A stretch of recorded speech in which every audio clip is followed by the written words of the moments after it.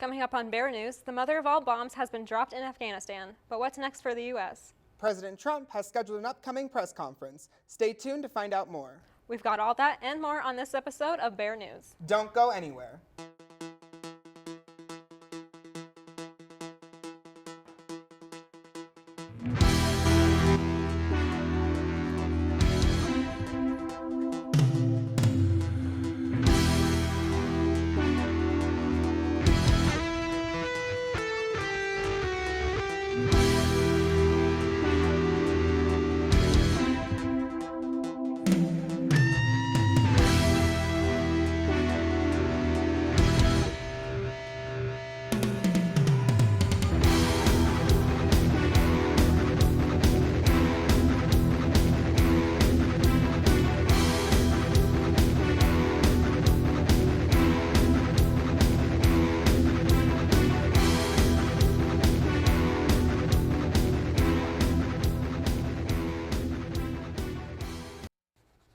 The U.S. military action escalated this month after striking a military airport in Syria and dropping in Afghanistan the largest non-nuclear bomb ever used in combat. Mother of all bombs targeted an Islamic State tunnel complex in eastern Afghanistan last Thursday using one of its largest and most destructive conventional weapons, according to U.S. officials.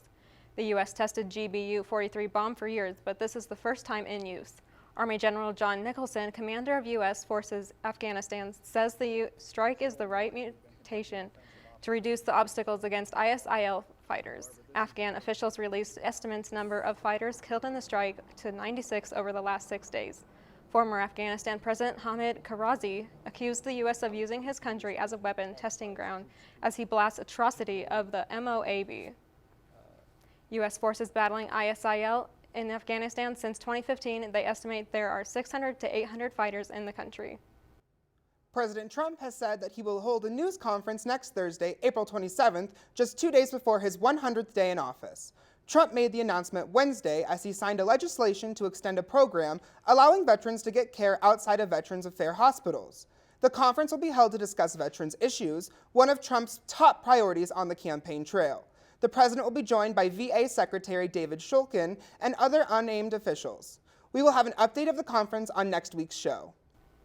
Tragedy overtook Cleveland, Ohio this Easter Sunday as the day of celebration turned into a day of murder and fear. Steve Stevens shot and killed himself after a short pursuit with police officers in Erie County, Pennsylvania, 2 days after he killed a 74-year-old man in Cleveland.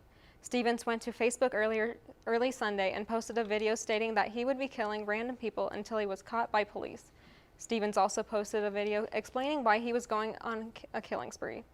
In the video, he talked about his ex-girlfriend and how he is feeling neglected and ignored by family and friends. After he posted the 2 videos, Stevens went live on his Facebook page and showed himself shooting and killing Robert Goodwin in the head. After the graphic video was published, it quickly circulated around the internet, and the tragedy became the topic of conversation on every social media platform. The city of Cleveland quickly became a ghost town, and the streets were empty as nobody wanted to risk their safety and become a victim. The madness of Stevens' killings went on for more than 48 hours without him being seen any police officers. The Cleveland Police Department issued a statement asking for Stevens to turn himself in and end this gruesome event. Stevens' car model and license plate number were given to the public. Hours into the manhunt, the police issued another statement stating that residents in the Pennsylvania, New York, Indiana, and Michigan area should be on alert because Stevens could have traveled over there. The horrible event came to an end April 18th in Pennsylvania after Stevens killed himself in his car. In light of this terrible event, conversations have started regarding mental illness. Helplines and support programs have made their resources available for all people. Cleveland is in the hearts of many, and after this horrible event, it is important to cherish each moment we are given. It's been a beautiful week in Greeley. How are the current conditions, Abigail? It's been a beautiful day today, and as you can see from this photo, really pretty clouds in the sky and the trees are in bloom, but that was soon to change as clouds started moving in late this afternoon to bring us some rain. Here's a panoramic photograph taken yesterday right around sunset, and it is absolutely beautiful. Look at that, beautiful clouds over around Lawrence and Hall and Ross Hall. Right now it's 60 degrees. With some sun shining, but mostly clouds, and winds are picking up at around 16 miles an hour. Tomorrow morning, we're going to see rain, with temperatures not really getting out of the 40s, so definitely bring an umbrella and jacket to class tomorrow. We'll have your full forecast for tomorrow and more coming up. Thanks, Abigail. After waiting for grievances to be filed, we now know who will lead the Student Senate next year. Officials announced the election results last Thursday at the UC.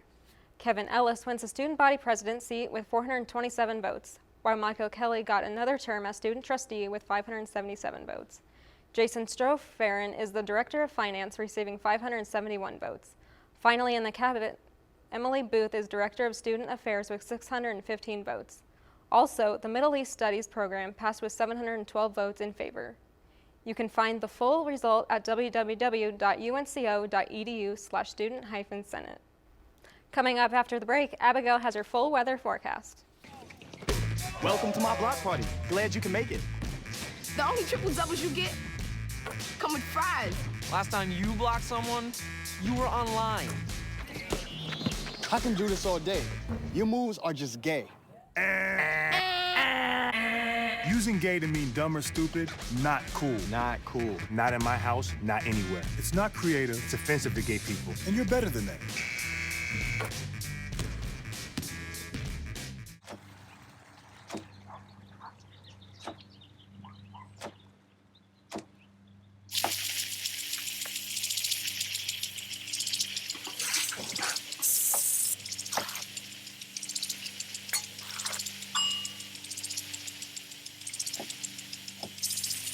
Clean kitchen surfaces, utensils, and hands with soapy water. 1 in 6 Americans will get sick from food poisoning this year. Keep your family safer. Check your steps at foodsafety.gov.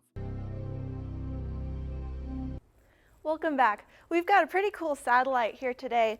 As you can see kind of over the Midwest, we've got a counterclockwise rotating system that's bringing clouds into it, moving over the Great Lakes. We've also got some altocumulus again on our satellite today.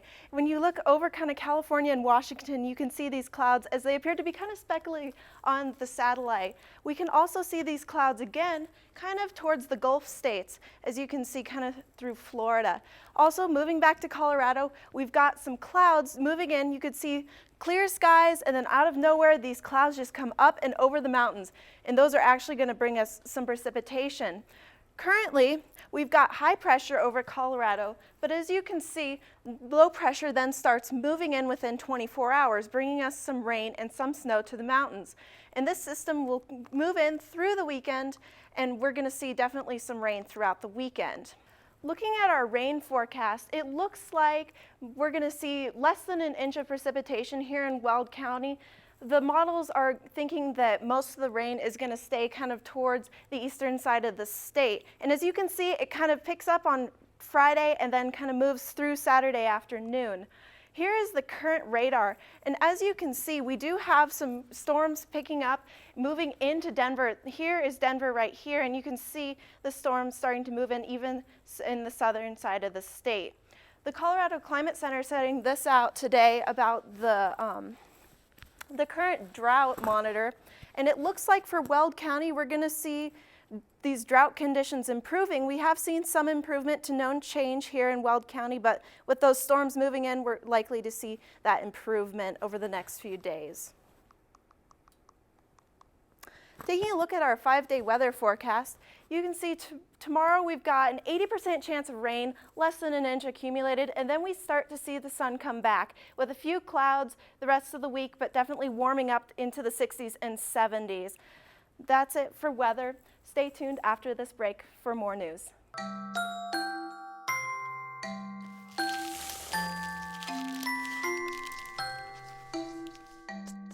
Kids will spend 8 minutes decorating their little brother.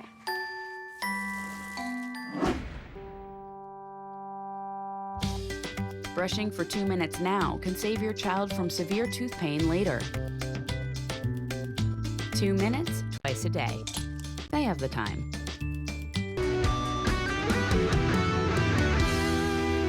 Are you in a hurry to turn in that big assignment? Well, reporter Stephen Rice is here to tell us the importance of immediate feedback on Canvas.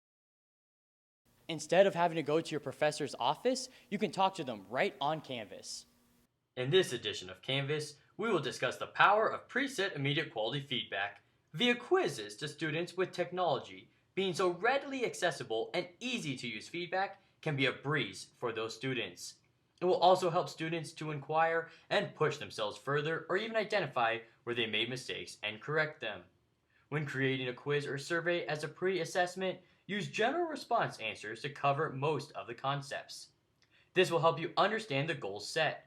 Both teachers and students can customize this to help tailor to the learning.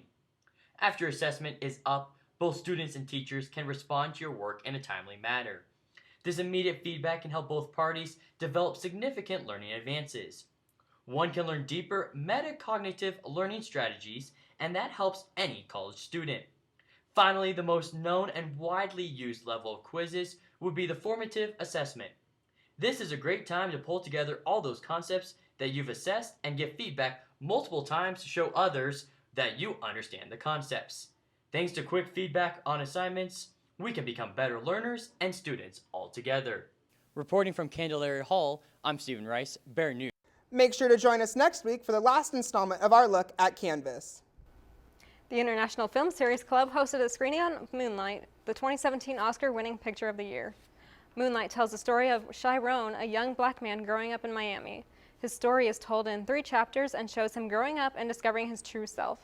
The movie screening allowed everyone to enjoy their time together while eating popcorn and various candies.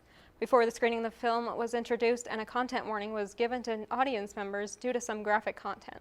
After the film ended, UNC student Marika Barth spoke on how the movie was for her. I think that this was a really powerful movie, and I think that it's not a story that we see a lot, so it was really wonderful to have it brought to campus. I was really sad that it didn't get shown much in the Greeley area, so glad a lot of campus partners worked together to bring it here, and I think it was really powerful for a lot of us. The Moonlight screening was an emotional film that many students were glad to have been able to watch. The International Film Series Club is constantly holding events and screening movies throughout each semester. The next and final screening for the semester will be Son of Saul at 7 p.m. on April 27th. All UNC students should keep an eye out for future events hosted by the film series, because who doesn't love food and movies? Last week, more than 3,000 students wrote little notes of appreciation to staff and faculty members. Monday night, these members were recognized for their hard work they do here at UNC. As the night began, staff and their families were racing to receive the highest bid at the silent auction. The auction included items such as World Working Brewing Company gift baskets, a bath spa gift, and a Colorado State flag sign. Later on, everyone was enjoying themselves with dinner and a drink in hand before the ceremony started. Many staff members were awarded for their 5, 15, and even their 25-year services to the university. But we can't forget about those who no longer work here. Retirees were also recognized for the work they put in while working at UNC. Northern Colorado's recognition events are designed to acknowledge the contribution, dedication, and loyalty of our employees and retirees. From all of us here at BearNews, we thank you. Trivia Night is a staple on-campus activity, and while it promotes community and fun, it's also educational. This week's event was a collaboration between the Center for Peer Education and Student Leaf in promotion of Earth Week. So Trivia Night is part of our bingo night. So we have 2 bingos for a semester and 1 trivia. And trivia just gives them a different type of group of students to come and test their knowledge. And we also throw some of our educational and facts and information into trivia as well. And we also like to partner with other campuses or organizations on campus regarding their programs. So this week we have trivia with Leaf. Questions included Disney and current entertainment trivia, along with a round dedicated to everything Earth Week. While some teams left with Rockies tickets, wireless speakers, and UNC gear, everyone left with some awesome Earth knowledge. This was the first of several Earth Week activities around campus, all promoting how we as individuals and a campus can be more environmentally aware. Things became a little hairy on campus when a wolf dog made its appearance. Thanks to Student Leaf and the Colorado Wolf Sanctuary, students were able to learn about and even pet a wolf dog named Tannely. The howling event took place early afternoon at Turner Green on West Campus. The Wolf Sanctuary takes in wolf dogs, providing them with a home and life while fighting the euthanization of their kind. Presenters from the sanctuary discussed the differences between wolves and wolf dogs. There are many, ranging from physical appearances to genetics. They also discussed the conversation of wolves and how people could help keep a healthy environment for the wolves. While one of the presenters spoke and answered questions from the audience, Tannely walked around, allowing those in attendance to pet her. Thanks to the sanctuary, we have a better understanding of what it takes to keep these adorable animals around longer. Do you have some prescription drugs that you would like to get rid of? As part of National Prescription Drug Take Back Day, the UNC Police Department will host a drop-off site for expired or unused prescription drugs. It's free to drop off and is a safe way to get rid of medications without them being misused or contaminating the local water system or landfill. The drop-off site will be located at the University Center's north parking lot, also known as Lot A. You can drop off your prescriptions from 10 a.m. to 2 p.m. on Saturday, April 29th. Needles and sharps, mercury thermometers, oxygen containers, chemotherapy, radioactive substances,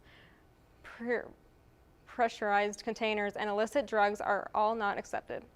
Can't make it to the UC on Saturday? No worries. You can drop off expired medications at the parking lot of Sam's Club in Evans at 3247 23rd Avenue and the Greeley Police Department located at 2875 10th Street as well. With finals week approaching, how will fellow Bears prepare? My co-anchor Sean Waldy went to the library to ask this hard-hitting question. I'm Sean Waldy reporting at the Michener Library, where I'm here asking fellow Bears what they're doing to prepare for finals week. So I am going to be spending a lot of time in Kepner since I am a marketing major and that is where I live. Also, I'm planning on taking a lot of naps. Really just relax, and I also do meditation a lot just for the fact of it does get really stressful. So I found a new Netflix show. That's what I do every semester. I mean, usually helps me out, distracts me a little bit. Hey, I'm not very stressed about them actually because I only have 3 final exams this semester. I'm just drinking a ton of coffee because I'll be up all night studying probably, just preparing. I'm making note cards and going to study sessions. I'm trying to finish all of my projects before I even think about finals, so I haven't thought about it yet. I'm emailing all my teachers, asking for any study guides. Definitely less than I should be. I mean, maybe drinking a couple too many beers, but I'm trying to study over here in the library, but honestly, that's about all it comes to. Reporting from the Michener Library, I'm Sean Waldy, Bear News. As you can see, everybody's doing something different as crunch time starts at UNC.